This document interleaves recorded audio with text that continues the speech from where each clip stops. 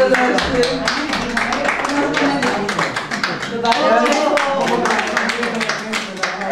ću ja na jedan sekund ću vas samo malo predstaviti, je li može? Može, ali ovo je ljepše.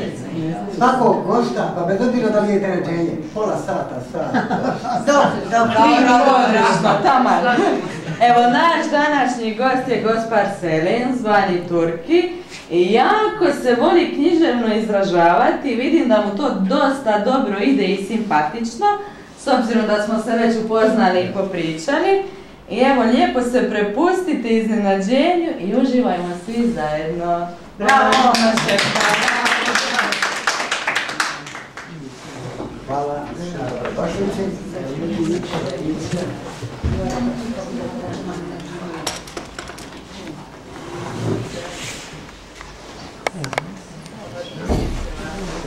Znači, prvo nešto da kažem o samom Smijem li vas moliti, oprostite, da samo malo glasnije, ako možete, jer moja mama neće čuti. Pokušat ću. Hvala. Ja ću prvo nešto da kažem o samom sebi. Rođen sam 1949. godine u Varešu kod Sarajeva. 69. godine sam se doselio u zato može 23 godine. Tako me posao krenuo, što bi se reklo, da sam dobio određena manja gradilišta, a sam iz Dubrovnika vodio Bela Luku, Banju Kalos, Hotel Porkiru, prvu fazu, pa posle toga u Dubrovniku, Kupare, Hotel Libertas, našu bolnicu na Medarevu, rekonstrukciju u Marini i tako je bilo i tih objekata mali sijas. Kako je stjecaj okolnosti htio, ostao sam u Dubrovniku, jer nisam imao namjeru grad mijenjati, bez obzira što mi je prva žena bila Tuzlanka. Kad više što se kaže nije moglo, radili smo se normalno ko normalni ljudi, onda se vratila u Tuzlu, ja sam ostao u Dubrovniku, jer čini mi se da ja bez Dubrovnika ne bih mogao. 67. godine kad se otvarala hidroelektrana Plat, mi smo bili došli ovdje u Dubrovnik na ekskurziju. Tada smo obilazili hidroelektranu Plat, između ostalog i sam grad. Onda naporporili sam se slikom jednog od onih bivših kandelabera i tada sam rekao, ako ikad budem morao mijenjati Sarajevo, to će biti Dubrovnik. I 69. godine došao i ostao. Poezijom sam se počeo baviti kao srednjoškolac. Volio sam pisati one koje kakve sitne šaljive pjesmice za start. I ono, malo ljubavne, malo ovako, malo onako, znaš. Tako da sam, pored one stipendije koja u ono vrijeme iznosila 100 dinara, bilo je to dosta dobro, jer gledajući da je moj pokojni otac, rahmetli otac, imao svoju mirovinu 85 dinara. Prema tome, na svaki način sam pokušao sam sebi nekako doprinijeti da olakšam ocu moje školovanje. Posle tih sitnih malih pjesmica, kako je rat počeo, jednostavno preko noći meni puklo nešto i reklo, mijenjam pravac, totalno. I onda sam počeo pisati. Prve moje pjesme su trebale imati neki svoj naglasak na nešto, a to je ono da te ljudi, bar po nečemu ono, zaista mogu zapamtiti. Normalno je tada sam odabrao i svoje, recimo, neke, nazovimo ih, posebne stihove. Jedan od tih stihova je bio i moje obilježje u poeziji, kada sam to počeo koristiti. Ja nisam jesen, ali nisam ni lorka. Ali kad pišete o istini, morate biti svjesni da ona zna biti i lorka. I ta moja strofa me prati uglavnom u 60-70% mojih zbirki pjesama. Isto tako, morao sam nešto reći kakav ću biti. To je sad teško objašnjivo, jer svakome pričati ponaosob, će neko kazati, čuj, draga oni Sarajeva, došla nama Dubrovčanima prodavati poeziju. I sad, odlučio sam da napišem opet jednu manju pjesmicu, kojom ću dati jedno malo bolje obilježje o sebi. A ta pjesmica je ova.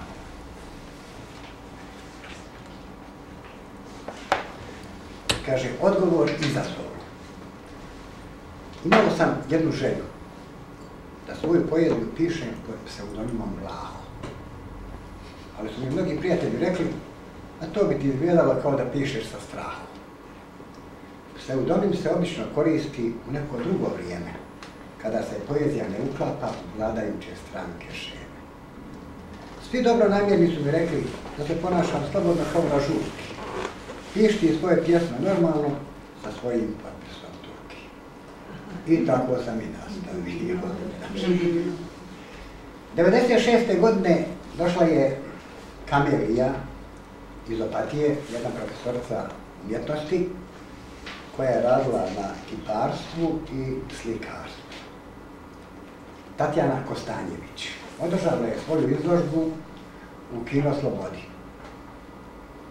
Tada smo nas dvoje odlučili da napravimo nešto zajedničko. Napisali smo onu, nazovimo je, nećemo kazati provokativnu pjesmicu, ali simpatičnu. Pa ćete čuti šta smo nas dvoje. Nje nema ovdje, žao mi je, ona se udala u Osijek, tak sada živi u Osijeku, zamijenila je Opatiju za Osijek. Glupa stvar. Ovako, kaže, stihovi neisprovocirani tekst umjetnice. Što reći o njemu, kada mu pogled toplinu zrači? Što reći o njemu, kada me pogledom upravo svlači? Što reći o njemu, koji zna da nadahnjuje ljude? Što reći o njemu, kad svaki tren sa njim prijatan bude? Što reći o njemu, kad se u društvu voli sa svakim da našali? Što reći o njemu, kad bi mnogi za sličnost njemu mnogo dali? Što reći o njemu, kad zaista ima hrabrosti? Što reći o njemu, koji se da demokraciju znaju bositi? Što više uopće reći o njemu, osim ovoga što sada slijedi? Vlasi sjedih, visoka čela, pogleda smjela, usta tankih, često bez banki. Ovo su vlastiti zaključci moji, poslije pročitane zbirke dvije. Uvjerite se da li postoji, a njegovo srce se za dobro bije. Ove naše zajedničke riječi slikaš će obraditi kistom i bojom. Posebno ću se truditi da to bude vizijom mojom. To smo nas dvoje skupa napisali, ja sam joj to obećao da će ostati kao naš jedan zajednički uradak. Baš je lijepo.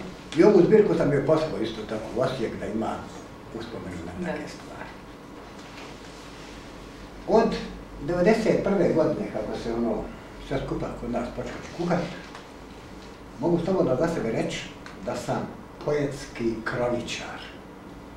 Za svaki događaj sam jednostavno našao ili lik, ili mjesto, ili nešto drugo i ocrtao ga isključivo akrostihom. A to je da naglasim naziv tog ili mjesta, ili čovjeka, ili stroja, ili ne znam čega. Jedini sam koji je za života pokojnog predsjednika Tuđmana napisao 13 pjesama o njemu. Poslije sam te složio u zajedničku zbirku akrostihom o prvom hrvatskom predsjedniku i stvaranju Hrvatske. No, ta zbirka, gdje ćemo izvući par segmenata, pa ćemo to pročitati. Ja bih vam rađe predstavio sad svoju ovu najnoviju zbirku koja ima radni naziv, tako se zove, Svi su Hrvati domoljubi, ali svako na sebi svojstven način. Kako je to svako na sebi svojstven način, to ćete imati prilike sam da čujete. Kada smo dobili novu predsjednicu, morao sam nečim ovjekovječiti taj dan. Između ostaloga, 2 dana prije njezine inauguracije, napisao sam joj pjesmu i poslao joj na njezinu faks ureda predsjednika. Pjesma ima svoj naziv Dan prije, a ovako je opisana gospođa Kolinda Grabar. Kaže, kakvu budućnost očekujete u svom radu predsjednice države? To ćete kroz javno mnjenje da čujete, a oni i stravu znaju da pravi. O svojoj poziciji unutar stranke, njenoj potpori, više ne razmišljaju. Zamrzavanjem statusa člana ste slobodni. Sad za dobrobit zemlje su moje poteze smišljaju. Lagano davanje predizbornih obećanja u politici je dozvoljeno, ali su sada pred nama realna stanja koja nisu nikome bila snena. Imaju ona svoju težinu koju i reprezentativan stav predsjednice može popraviti, ali dobra suradnja sa vladom se nikada ne smije zaboraviti. Neće biti jednostavno nositi tu težinu predizbornog stava prema vladi, ali neobjektivnih kritika na istu, jer sutra slijećete na zaleđenu pisu. Da li ćete da ostanete slobodni od utjecaja svoje stranke? Sada kroz rad u parlamentarnom sustavu za dobrobit zemlje dozvoljava se sve prema ustavu. A u vašem radu sreću želim poželjeti i ja, kao što sam poželio i ranijim predsjednicima, što moj Dubrovnik i Hrvatska zna. PS. Svaki ishitreni potez ostvarivanja neprimjerenog iz kampanje može iznjedriti nešto što predsjednik i vlada kroz ustav primaju na znanje. Ovako je napisana Kolinda. Istovremeno sa njenim dolaskom napustio nas je naš bivši predsjednik Ivo Josipović. Njemu sam za oproštaj napisao jednu pjesmu Odlazak. Kaže, imali ste svoj mandat koji ste sukladno ustavu odradili. Sada funkciju trebate predati, iako ste u poslu i konstruktivni bili. Velike želje su zaista bile da sa vladom odradite i drugi mandat. Negdje su se izborne nedaće krile, a za razvoj demokracije ćete još dati. O tome bi se uvijek moglo razgovarati, a i povijest može što da kaže. Još ćete vi kroz politiku stvarati i ovacije zaiste primati draže. Sreću u daljem radu, zaista vam želim ja. Biće još prilika za uspjeh, pa nek se i to zna. Prošle godine, 16.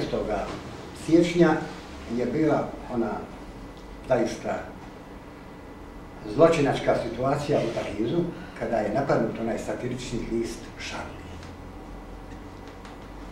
S obzirom na intencije mojih prijatelja i ostalih kolega koje znam, zašto ne bi napisao jednu pjesmu potpore onim žiteljima živim iz samog Charlija. Napisao sam jednu posvećenu pobjedniku u francuskom satiričnom časopisu Charlie. I ja sam Charlie. Charlie je samo jedan. Charlie je zaista vrijedan. Charlie zna da se slikom Charlija poznaje i dječak mali. Ako se satirom on koristi, ako se slikom zna bosti, ako će slikom da te crta, znaš da te ne treba zbog toga da bude trta. Rijetki časopis takove vrste, rijedak je onaj što ga ne cijeni, rijetki hoće trgati prste, rijedak je neko ko se plijeni. Ležernošću svojom plijeni crtače, lakoćom rada sve što treba. Lijepo je što smo kroz demokraciju jači, lijepi osjećaj kad te neko vreba. Imali su oni i svoje želje, imali su oni i svoje obitelji, imali su za reći puno toga, iako se na njih može ljutiti samo baba roga. PS. Neka je njima vječna slava, neka nikad nikog zbog slike ili mišljenja ne zaboravi.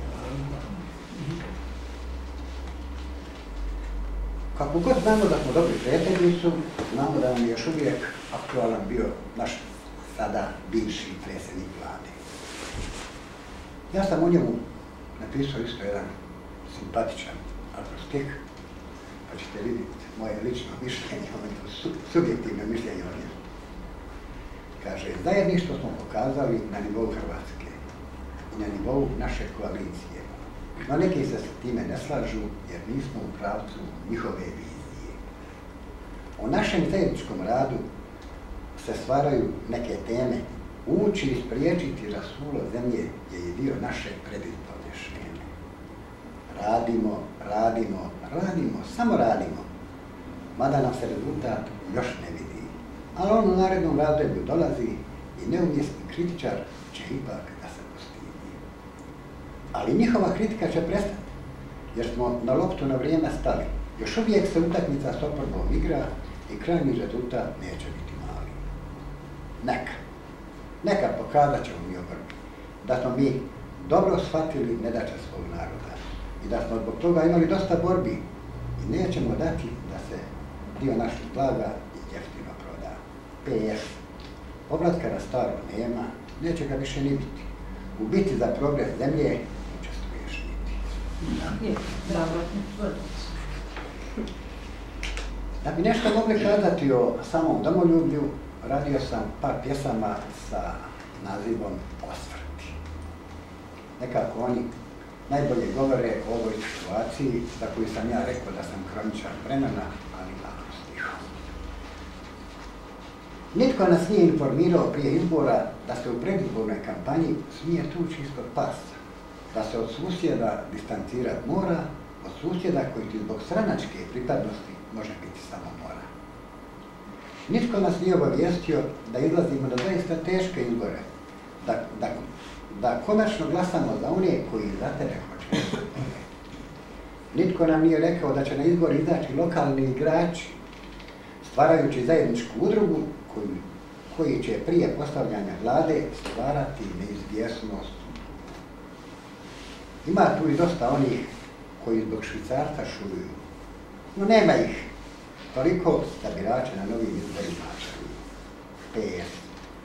Ucjenama ne dozvoliti mjesta da se progres i dalje odlaže.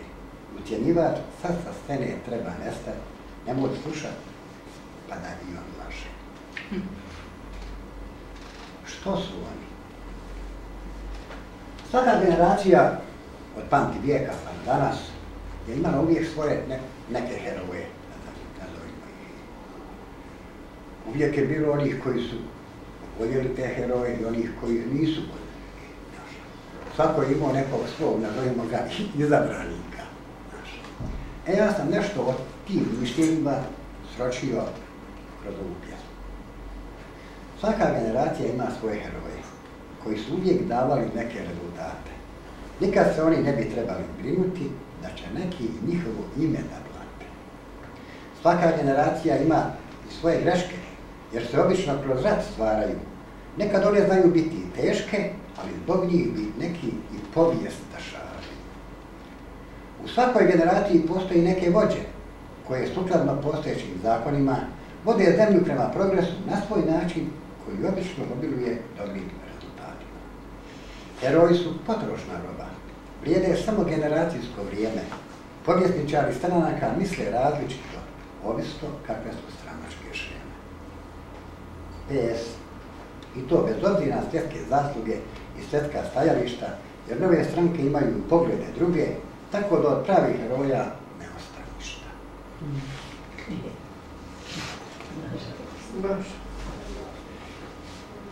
Kako god smo imali ova dva naša predsjednika prošle godine, tako se moramo sjetiti jedne naše isto drage predsjednice, bez obzira što o njoj sami njezini stranačke kolege imaju različita mišljenja, mi ostali možemo se zadržati na što je posmatramo kao simpatičnu osobu. Ja. Kaže, naša Jaca. Jedno zaista simpatično ime. Simpatično izmijenjeno ime. Ako to netko ne želi da prihvati, ipak se treba ponositi ime. Ako si stranku i vladu primio u teškim okolnostima, sa malo friziranja se sredla isto. Pri radu ste dosta toga znali, a i učinjeni pomaci u radu nisu bili mali. Cijelo vrijeme se govorilo, pa bila je odmah uz njega. Nešto od toga se ne može negirati i ne može se pobjeći baš od svega. Ali vaši rezultati su adekvatno priznati. Za neke ste primali i ovacije. Mogli ste u politici još dati za dobrobit svoje zemlje i svoje nacije. Postoje neke primjedbe, ali na rad vaše vlade tek tih primjedbi je prisutan, a u prethodniku neće ništa da znane. To je njezin stav, nemoj me dalje vrti. Da bi banke promatrali same stranke koje obično nama nude vladajuću garnituru. Ja sam morao dati jedan osvrt o HDZ-u i jedan osvrt o SDP-u. Hoćete čuti moja oba dva osvrta. Kaže HDZ. Mi pamtimo uspjehe i greške. Mi pamtimo i teškoće teške. Mi pamtimo i izgubljene ljude i želimo da nam bolje bude. Mi hoćemo i određena priznanja. Mi znamo za izgubljena imanja. Mi želimo narodu život olakšati, a na takav stav će svako nešto i da. Mi želimo popraviti što se popravi da. Mi hoćemo preispitati stav što pravosuđe ima. Mi želimo promijeniti zakone kako bi mogli kazniti i one. One što zemlju pokradoše, one što korupcijom lovu dadoše, one koji se tuđimo koristiše, one koji u datom vremenu vladi bliži više. Naši rezultati dolaze sporo, jer se reforme ne žele provesti. Konsenzusa nema na vidiku, već čujemo mi naroda biti. Obećanja koja vi dajete, da nas prijetnje vode i u prošlost, skoro na svakom medijskom mjestu, probate ubaciti već ogledanu kosu. Kod naroda to se već i vidi. Promijenite vi neke svoje lidere, neka ode koji stranci smeta, zbog toga se ne dešava smak svijeta. Interes je riječ koja se čuje, interes često i politiku vodi. Kapital već postaje bijesan i sve više u nepoznato hodi. Kapital je već osnova grijeha i sve više sad razdvaja ljude. Kapital nije riječ koju vjeruješ ako misliš da nam bolje bude. Kapital nam nema garancije, tjera neke da udare nase. Pogledajte što Švicarac stvori, neke nam se obitelji gase. Promjene se moraju dešavati, da kapital počne za dobro raditi i kroz svoj rad da zaposli ljude, tim se odmah i nove nade bude. Bez obzira tko bude na vlasti, treba paziti kod uvoza masti, da se pritom ne pokvare slasti, a onda se zna desiti da moraš poći s vlasti.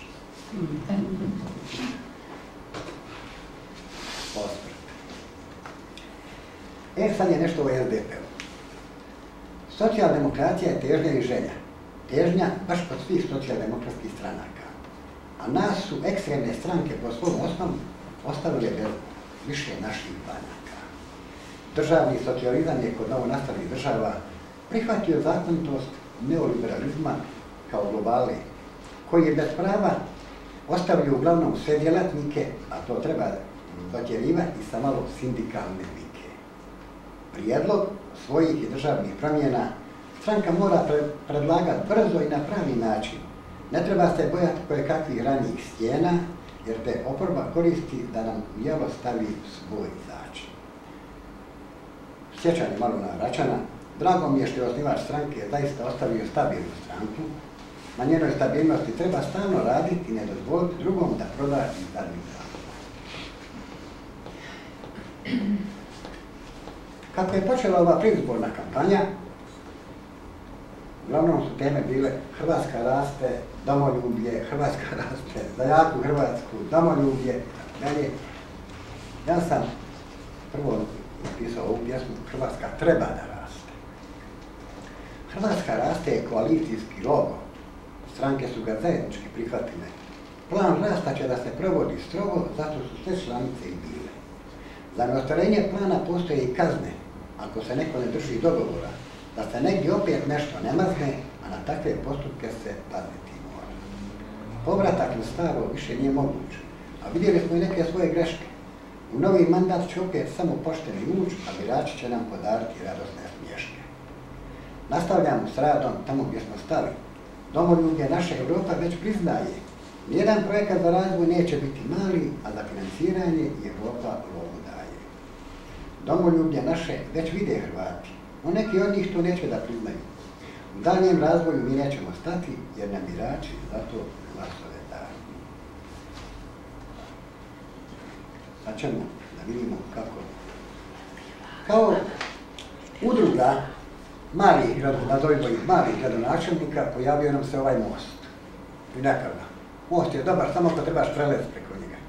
ali ne valja ako se on počne trest, pa ne znamo šta će se desiti. Most. Most je jedna od udruga stvorena od nezavisnih kandidata za izbore. Možda od onih koji prosperitet žele, ali ako ne uspiju, neće ih oprati more. O udruzi slobodnih gradonačelnika ili nekih drugih članova Mosta razmišljaju i velike stranke, jer posla u postizbornom stanju osta dosta. Slijediti nekog nepoznatog sigurno neće dozvoliti velike stranke. Očekujem da će nam pomoći i dragi Bog, ali tu se ne smiju praviti neke stanke. Teško je pretpostaviti ishod pregovora, a i želje za samovoljom može biti dosta. Teško je uskladiti predizborno sa postizbornim, a nama biračima ništa ne ostaje, osim da vas kaznim na izborima. Što je to? Kako god je nastao most, on kad se počeo cijepati, stvorila se hrid. Znate kad se hrid stvorio sa prgometom.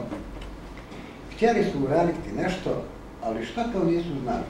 Udrugu su koja to nije napravili vješto, a napredak im nije bio mali. Raditi na formi su svi htjeli, ali to nije ni malo lako. Kako? Ne znaju ni sami šta traže, ali za fotelju se bori svako. Iznenađenje je bilo i kod njih prisutno, da su osvojili znatan broj mandata, ali za traženje svoje pozicije u Saboru, da ih je pojedinačno i jeza počela da hvata. Nije moglo postojati dogovor ko će gdje proći. Dodvoravanje u politici je poznata stvar, ali želju četvrtice asova su neupitne, no fotelja kod predsjednika bar da ne bude upitna. Tragedija Mosta je isključivo to što se ne zna kome služi, ali lijepa fotelja je cilj pojedinca, samo to birač treba da služi. Ima li tu domoljublja? Kako gledaš ovu trku što udruge sada pravi? Napravi nam pravdu brku sad udjela. Pregovori, dogovori, same laži sad se siju. Foteljaši, bitku vode, ali se kroz nju dobro kriju. Na vidiku ništa novo. Sam se udruga poče ljuljati, kao i njen most na vjetru i neki član već bavuljati. Ono kad je počelo malke rasipanje mosta. I četvorka se raspada, razlazi se neprimjetno. Pogledajte ovo sada, a bilo je tako svjetno. Stranke se stvaraju uvijek ranije, a ne pred izbore u hodu. Ka vrhu se ide hijerarhijski, a ne po dobivenom biračkom glasu. Jer onda te on može utjerivati, a to više ničemu. Sad jedan moj generalni stav o samom domoljublju. Ovo je moje mišljenje šta je domoljublje. Što je domoljublje? Voljeti svoju zemlju iznad nje komad neba. Voljeti i poštivati sve njene ljude, jer ona to upravo sada treba. Voljeti sve ljude ovog svijeta, voljeti sve ljude ovog planeta, jer nas Bog kao svoju djecu stvori, rekavši nam protiv svega što ne valja i odmah prozbori, jer će to generacijama posle nas samo da smeta, jer samo riječ će da svijet mijenja. I to brže nego što se u moru lomi komad stijenja.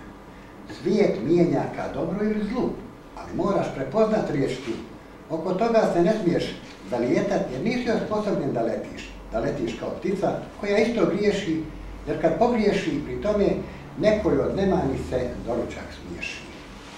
Vidjeli smo kroz povijest kakve znaju biti ljudske greške.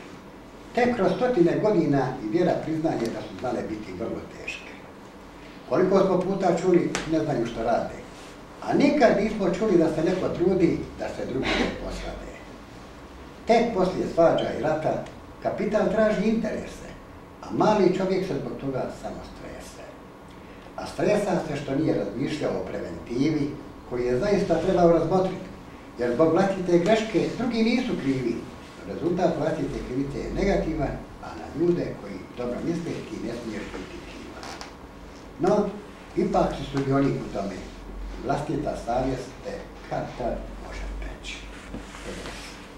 Razmišljaj kod svake izgovorene riječi, da te savjest zbog nje ili eventualne greške ne bi mogla dalje u životu peći.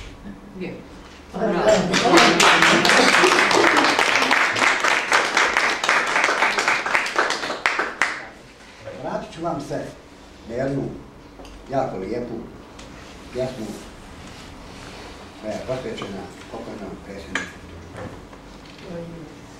Kad je pobjedio na izborima, napisao sam pjesmu Hrvat, a ovako je njegovo ime. Tvoj um i djelo koje si sine Hrvatsko podario, ne smije zaboraviti niko, čak i onaj koji je ostavio.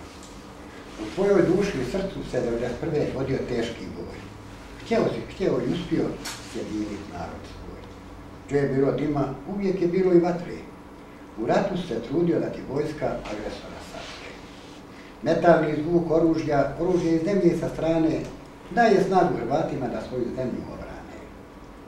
Ali to nije ni malo lako. Često se sa tvojim stavom u zemlji i u zemlji nije slagao svako. No tvoja snaga, ugled i volja, narod usmjeriše u pravcu demokracije i svjetlije budućnosti, koja će za cijelu Hrvatsku biti bolja. A tome on je na svoj način, kao prvi predsjednik suverene Hrvatske, zaslužio